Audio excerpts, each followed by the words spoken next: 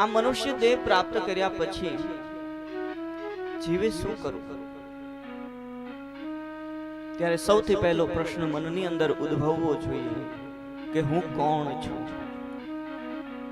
હું કોણ છું?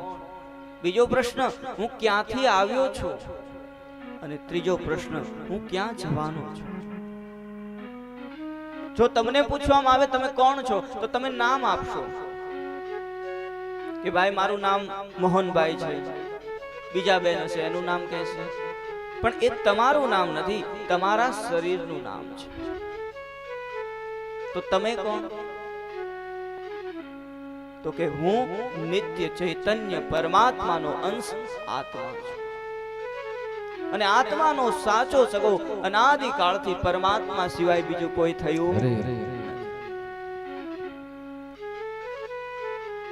બાકી હું ને તમે અનેક વાર આ બંધનોમાં બંધાયા છીએ. અનેક વાર આ જન્મે આપણે કોઈના દીકરા થયા છીએ, તો કોઈ જન્મે કોઈના બાપ થયા છે, કોઈના ભાઈ થયા છે. આ શરીરો બદલાય છે એટલે શરીર સાથે બંધાયેલા સંબંધો પણ બદલાય છે. મુક્ત થવા માટે, એ પરમ આનંદને પ્રાપ્ત કરવા માટે આ મનુષ્ય દેહ એક જ માધ્યમ છે. તો સૌથી પહેલી કૃપા મનુષ્યત્વમ, બીજી મુમુક્ષા. આ મનુષ્ય શરીર શા માટે મળ્યું છે?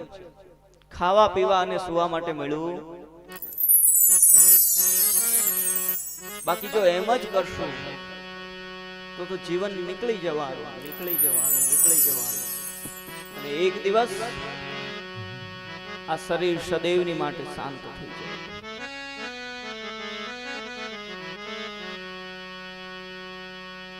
ત્રીજી કૃપા કઈ? મનુષ્ય દેહ પણ મળ્યો, મુમુક્ષા પણ મળી, જિજ્ઞાસા પણ મળી, અને ત્રીજી કૃપા કોઈ જીવન મુક્ત સંતનો સંગ થઈ જાય, મહાપુરુષ મળી જાય. કારણ કે સદગુરુ જ મને તમને બતાવશે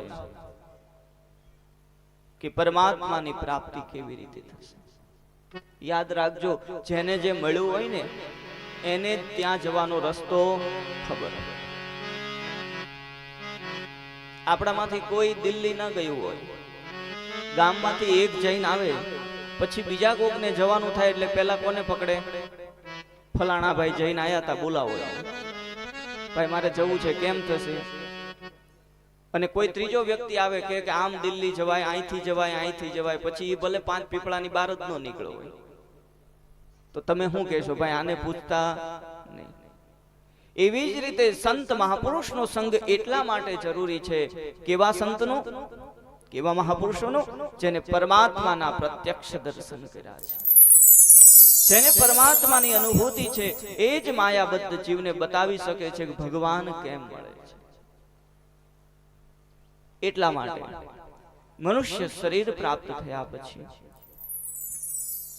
એ જિજ્ઞાસાને મેળવી કોઈ સમર્થ સંતનો સંગ કરી અને આપણે બધાએ ધીમે ધીમે ડગલા માંડી અને આ અસહ્ય દુઃખથી પીડાતા સંસારમાંથી મુક્ત થયા.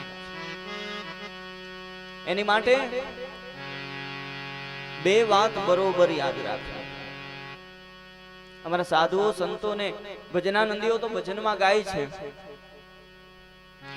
दो बातन को भूल मत,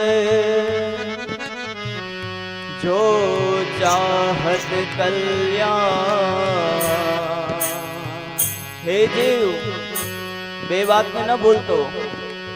दो बातन को भूल मत, जो चाहत कल्याण. कई बे बाबत? नारायण एक मौत को, दूजो श्री भगवान.